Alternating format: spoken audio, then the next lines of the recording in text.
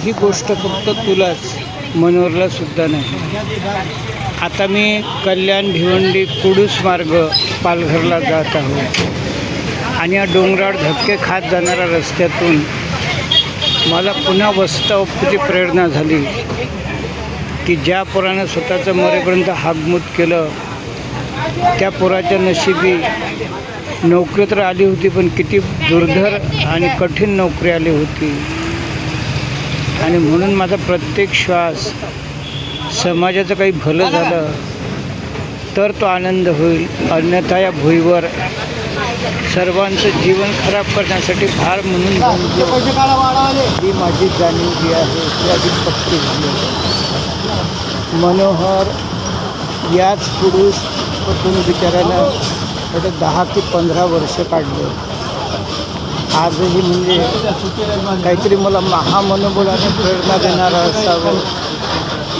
तसं तर सुभाष पाळेकरांच्यामुळे खूप प्रेरणा मिळाली, पण आज पुन्हा बापूच्या आशीर्वाद मिळत आहेत असं मला अंतरात्म्याला शक्ती मिळाली. पायगडा उद्या बाबाला मी वचन दिलं होतं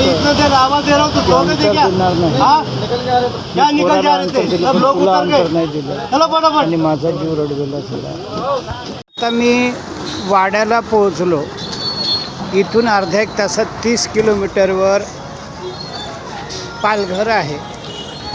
जवळपास 1-1.5 वाजेपर्यंत मी केंद्रात पोहोचेन.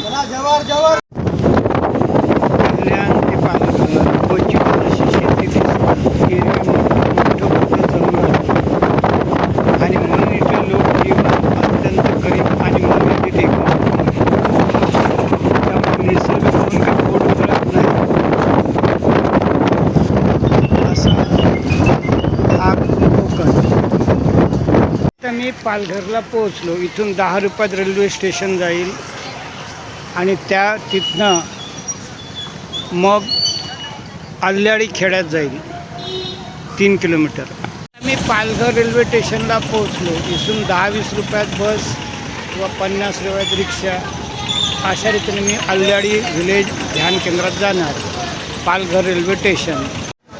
पालघर पूर्वेला तिकडे रिक्षातनं उतरलो आणि हे जे डोंगर दिसतात इकडे सातपाटी असावं पश्चिमेला, आणि आता असं निवांत ठिकाणी 3 किलोमीटरवर ते केंद्र आहे. आता मी तिकडे जात आहोत. आता अशा रीतीनं मी हे रेल्वे स्टेशनकडनं आलो. 4 किलोमीटर आहे ते रेल्वे स्टेशन आणि इथं 20 रुपयामध्ये मी उतरलो आणि आता मी इथं विपश्यना केंद्रात जात आहोत. पालघर विपश्यना केंद्र धम्मवाटिका. ग्रेटच चमत्कार. पालघर विपश्यना केंद्र म्हणजे जणू काही आपण नारळाच्या शेतीवाडीत आता 10 दिवस राहणार हा असा आनंद.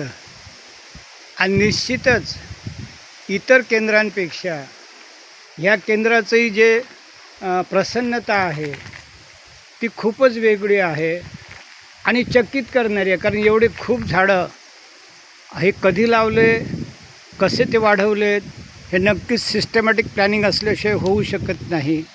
आणि म्हणून मी आता आतमध्ये जात आहो. मला रूम दिलेला आहे.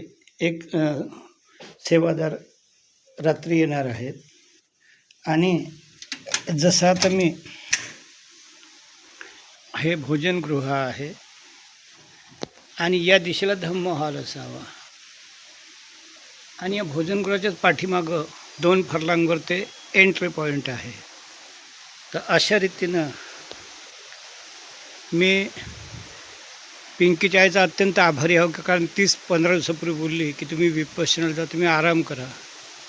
तर उद्या सर्व मोबाईल जमा करणार आहोत आणि भारत मातेचे लोक व्याधीमुक्त कसे होतील तर अशा रीतीनं माझं चिंतन, ध्यान, मनन राहील.